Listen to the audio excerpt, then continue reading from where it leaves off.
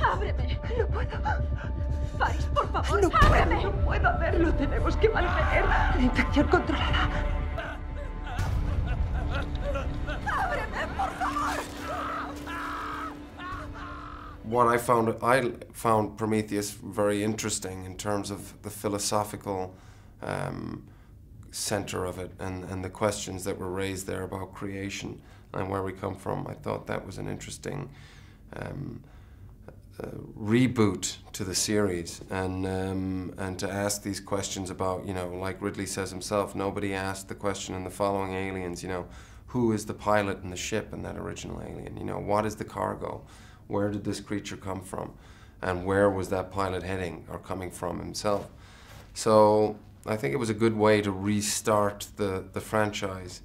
But after Prometheus, obviously, you know, there was great appetite for the xenomorph, and people really missed that creature and missed, I guess, the sort of horror and thriller aspects that creature brought. So I think this is a really nice marriage between, you know, those two universes.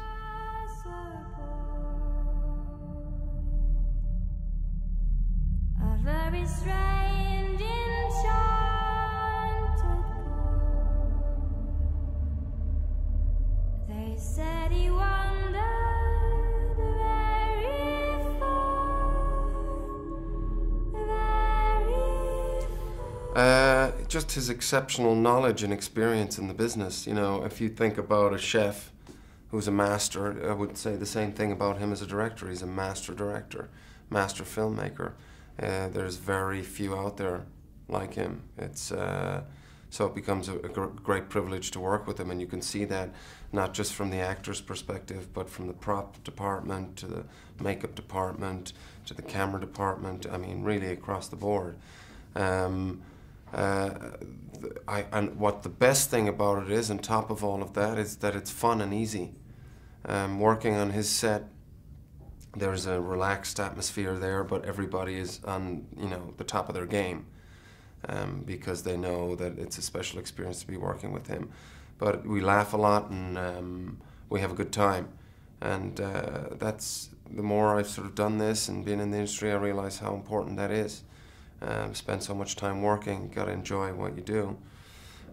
His passion and youthful energy is infectious, and it's for me that hopefully one day I'll get to sort of direct. It's great for me to see how he communicates, where he puts the cameras, how he runs you know, a film set, because these kind of films are very difficult to make. I know that from producing Assassin's Creed. They're like big freight ships that you have to sort of steer, you know, to their destination, and it's not easy, but he makes it seem easy. And working on his films, we work very fast. So we shot this in 73 days.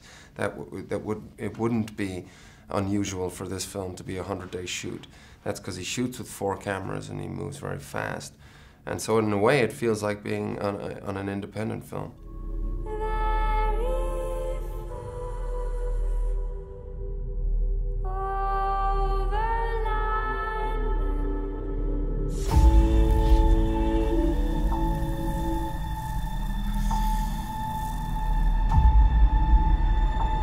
That's the great fun about playing Walter, because that's you project onto Walter. And that was what I wanted the audience to do, because I wanted to keep him very neutral and kind of expressionless. And then he becomes untrustworthy in a way. You just don't know what he's thinking. So that was the plan with Walter, for the audience to go, oh, he's thinking this, or maybe he's thinking that. And so therefore, you know, he sits in that zone of whether he's friend or foe.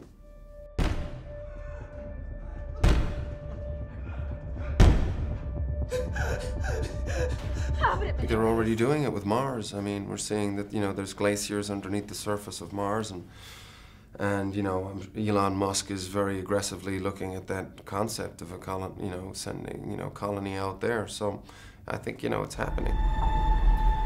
¿Estás seguro, capitán? ¿Seguro de qué? No sabemos qué coño hay fuera.